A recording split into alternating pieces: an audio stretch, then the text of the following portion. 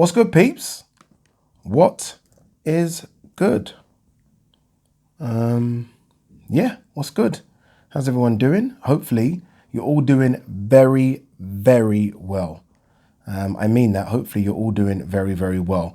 Don't forget to hit that subscribe button if you guys are new to the channel. Don't forget to like and share the vids as well. I'm going to repeat myself here, but thank you so much to everyone that continues to do that. It really does help the channel. Thank you as well to everyone that is tuned in to my new show on TalkSport 2, Monday to Friday from 1 till 5. We're still working on a few things for the show. I'm still going to try and make it my show as opposed to what the show used to be. So I'm going to change up a few things, but for now, just getting used to it. So so many changes coming. So bear with me as those changes come, but it is going to be, I'm basically going to be like this. The way I am is how I'm going to be on the radio, but I'm just trying to get comfortable to be that person. So bear with me. If you're tuning in and thinking, that doesn't sound like Ade, it's just because A, I'm a bit nervous, and B, I don't know what I can say without TalkSport getting sued. So I've got to be a bit careful. Before we start, I just want to shout out a couple of channels, a couple of guys that I think are doing really good. It's not easy to start a YouTube channel talking about boxing, just because there are quite a few YouTube channels now talking about boxing. Plus, it's not easy to grow your channel. So shout out to Raps on TV, who's doing good things. He has a fucking phone-in part of his show. I think that's such a good idea, a phone-in part of his show, doing really good things. And Boxing Lowdown, that again is doing really good things. Does a lot on Twitter, doing a lot of videos now, a lot of content. So go and check both of those guys out. Both of those guys are doing good things. And I was supposed to do, like we were all supposed to do stuff together, but I've just been stupidly busy, as you guys know. So once I get under control and manage my time a bit more, I'm going to be doing a few things with both of those guys. So watch this space. All right, let's talk Dillian Whyte. That's what you guys are tuning in for. So let's talk Dillian Whyte Povetkin. It was announced today that Dillian Whyte Povetkin will happen again, and that fight will be November 21st. Now, I can't lie to you, I haven't seen the full announcement, so I don't think a venue has yet to be chosen. I guess what we're waiting for, November 21st being, what, 9 weeks away? Is that correct? Around 9 weeks away? I'm guessing Eddie Hearn, is hoping that some amount of fans will be allowed back in venues. If so, then obviously it's going to go to a big-ish venue. I don't think they're going to allow 20,000 fans back by then. I'd be uber surprised if that happens. But I do think they could go to a big venue like the O2 or the MEN Arena and have some sort of segregation where they can get 2,000 or 3,000 fans in. And 2,000 or 3,000 fans will still make a hell of amount of noise. So that's what they're waiting on. I don't think they've announced the venue. What do you guys think about this rematch happening so quick? This is a quick turnaround for a rematch. Bear in mind, their fight was August 22nd. So we're talking 3 months. I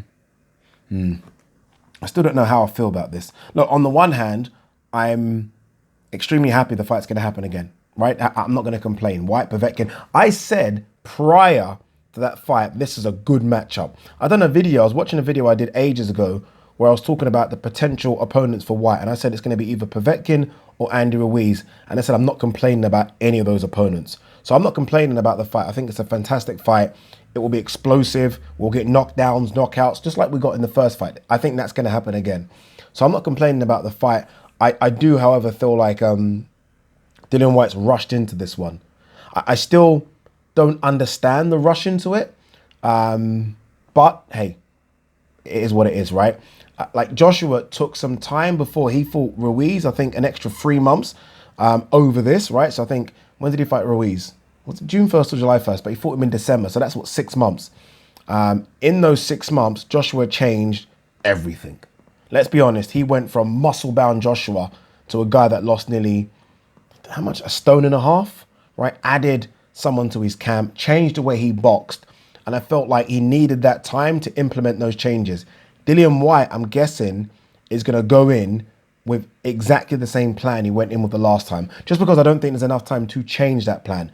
Dillian Whyte knows, I think it's hard to say he knows one way of fighting because I think he's improved, but we know Dillian Whyte's going to come to fight. That's the way it has been with Dillian Whyte. His opponents will get a chance. He will have his chance. We've seen that with the likes of Oscar Rivas, which was up and down. Joseph Parker, that fight goes on another 20 seconds. I think Parker might have stolen that fight. So that's just the way Dillian Whyte fights. I just thought that we might see a different Dillian Whyte going into this fight. I said that I thought we might see a Dillian Whyte that's on his toes a bit more. We didn't really get that.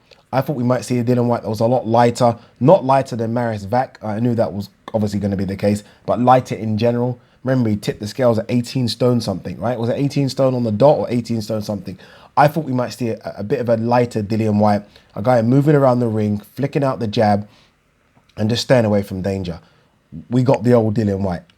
So if you lose that way, I think it's a case of not necessarily going to the drawing board. I don't think he needs to do that, but maybe just changing a couple of things, which I think takes time, and then maybe having this rematch start of the new year.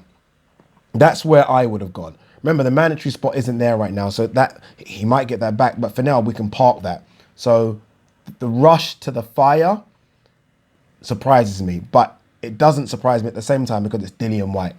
I think his ego got hurt a bit. He was slightly embarrassed with the knockout, and it's almost a case of, I want to get my revenge. I want to get my revenge, and then let's get back on that track to fight AJ Fury or even Wilder.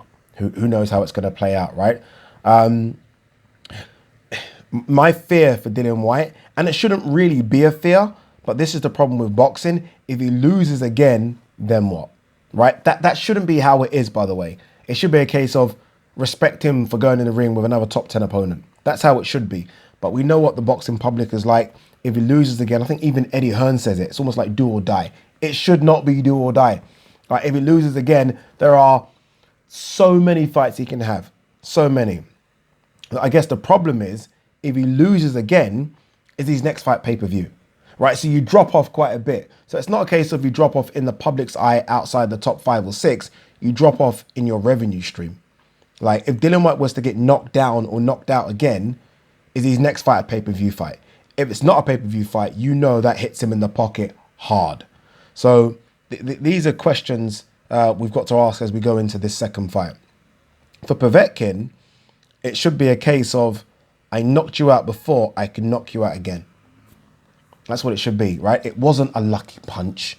It was a well-timed, perfect punch from a guy that's been boxing since he was probably 14 years old.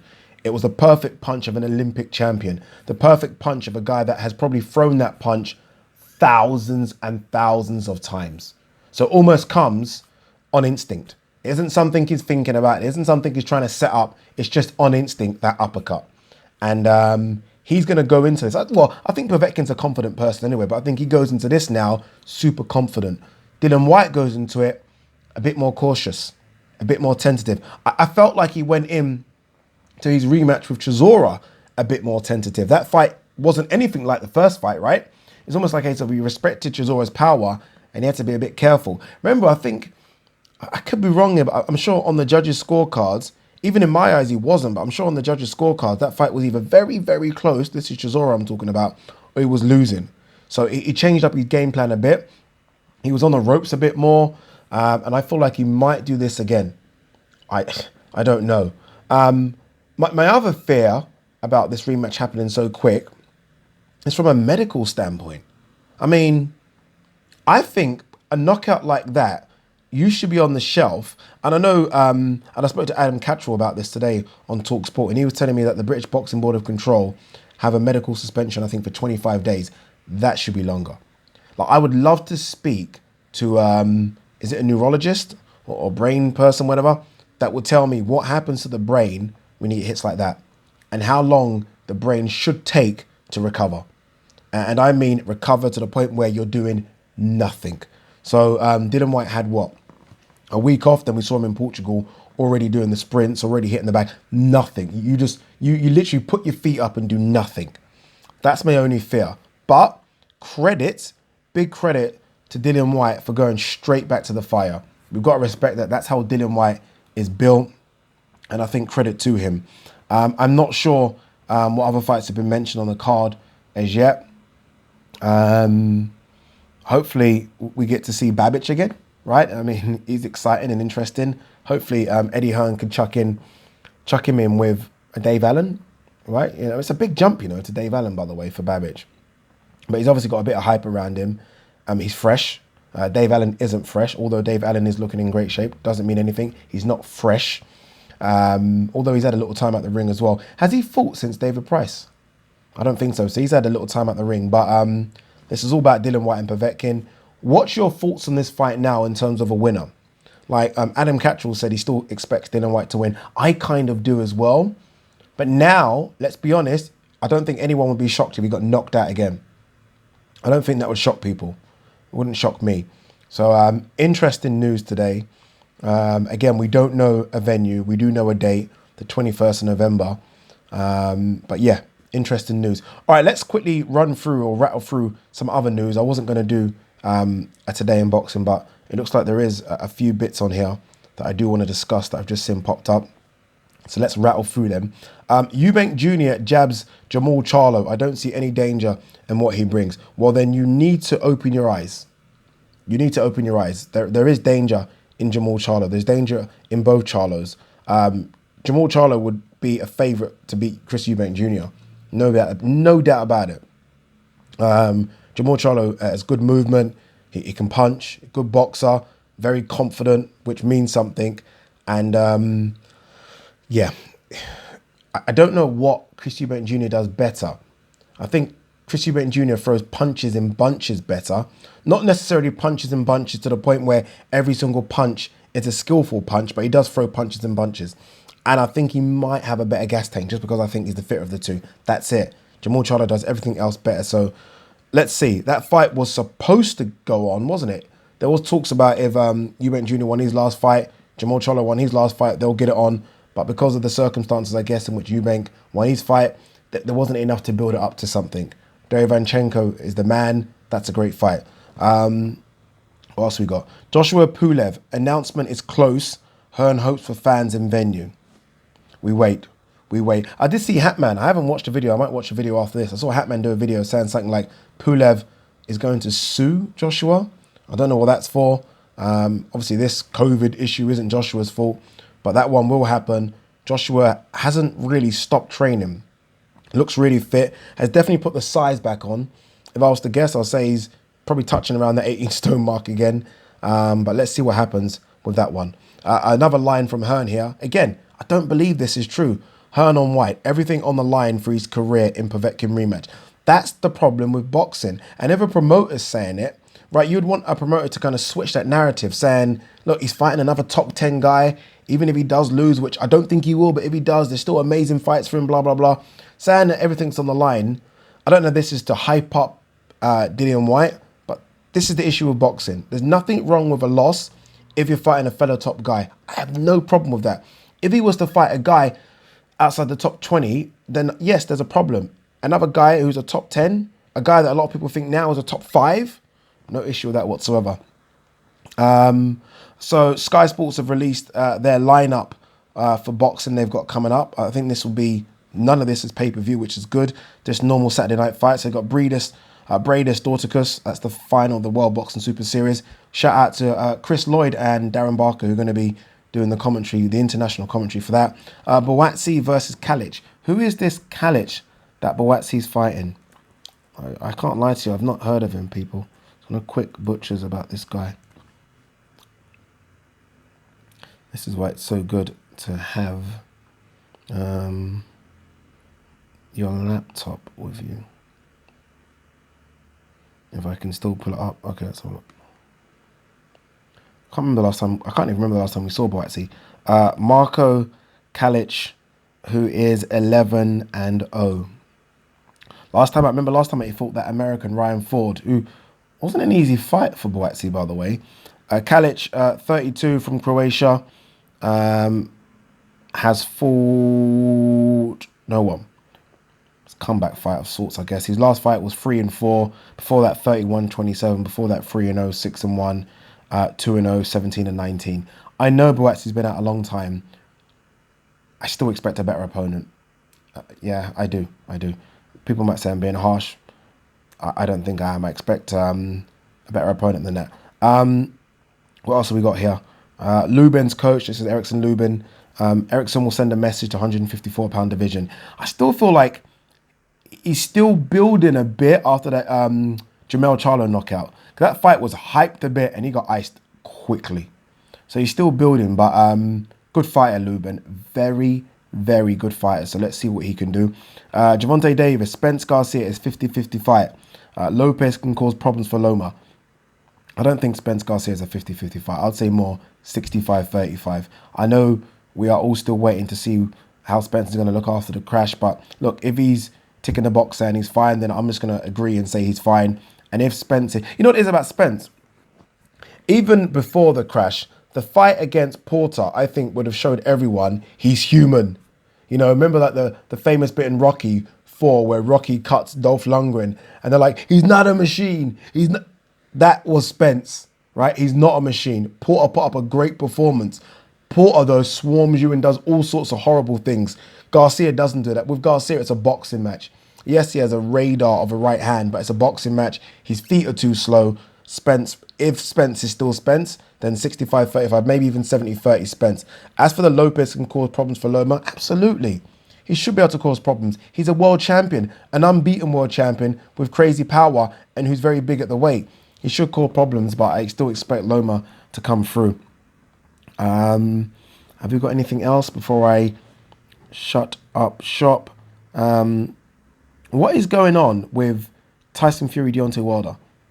I mean, we keep hearing like rumors about sort of fight happening in this place, that place, this arena in America, maybe abroad, blah, blah.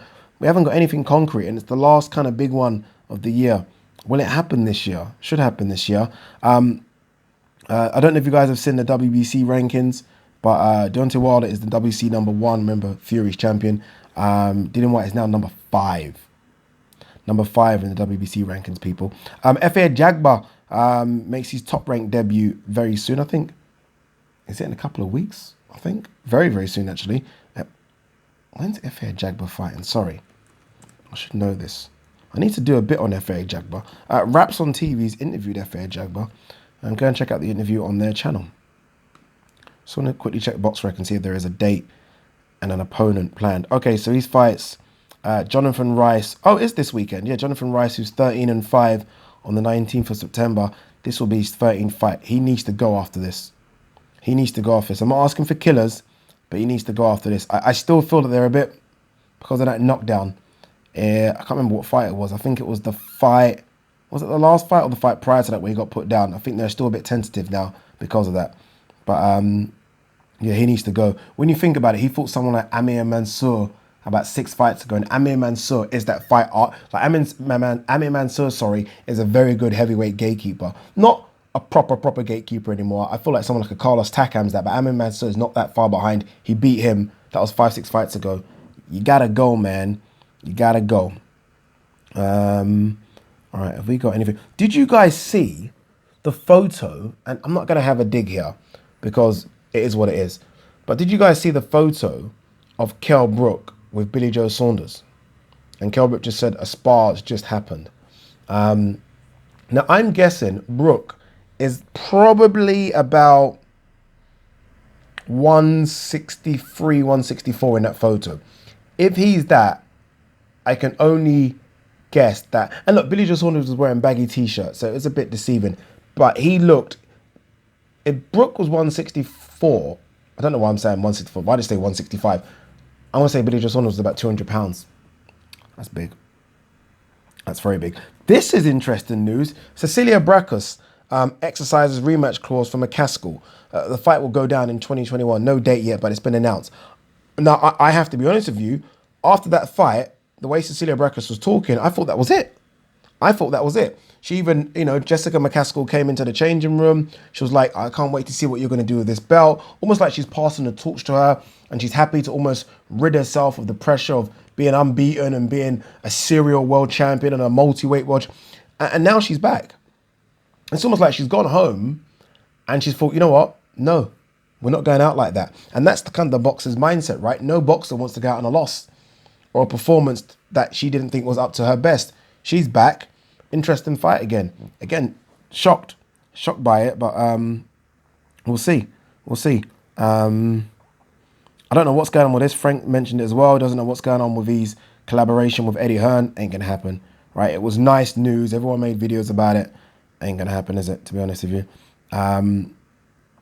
Yeah, I think that's it. We'll end on this Canelo situation with Golden Boy and DAZN. Obviously, I mentioned that it was kind of dismissed by the courts that he now has to go and reevaluate what he was talking about or reevaluate his whatever he was trying to say. I don't know if it's a mendable situation, if I'm honest with you. I think DAZN, I don't want to say they're in trouble, but I think everything, I'm starting to even feel like all these KSI, Logan Paul things, it was just damaging. It might have got them a few fans, but that I don't think that lasts, right? It gives you that weird spike, and it's almost a fake spike where you can get crazy numbers, but then you go back to normal because you can't put a KSI Logan Paul on every single week. And I feel like that might have done more damage to the brand than good. Again, the initial thing is good because you're looking at the numbers, you think, oh my God, but that's not, you'd rather grow, can you see this? You'd rather grow like that, slowly, than that. And that seems to be what they've done. I mean, they've always spoken about things like, even Dana White laughed at it today because there was talks about Canelo versus Khabib and Canelo versus Jorge Masvidal, all these fights on DAZN. Like, what are you doing? Is this a circus, or are you trying to put on good fights for us and get us good fights? I don't know. When DAZN came, I thought it was a breath of fresh air. I thought we're going to get it. I still think it hasn't panned out. Remember, Eddie Hearn initially was talking about all these sign-ups and everyone was getting excited about, we're going to sign this person, that person, Broner's going to come over, the Charlo's going to, I've tried to reach out to Furman, looks like we're going to get Pacquiao. Nothing happened. Nothing happened. The biggest American name, American, so not Canelo, American name that he signed, Demetrius Andrade? Oh, Devin Haney, maybe, who wasn't that big at the time though. It's not quite worked out, has it? This DAZN thing. I still think it will do well. I still think when Ryan Garcia starts to blow, if Ryan Garcia beats Luke Campbell, he could be that next guy for them. But hasn't quite worked out the way I thought and expected it to work out. And they desperately need Canelo on board still before it just, I don't know, collapses before it even begins. Peace.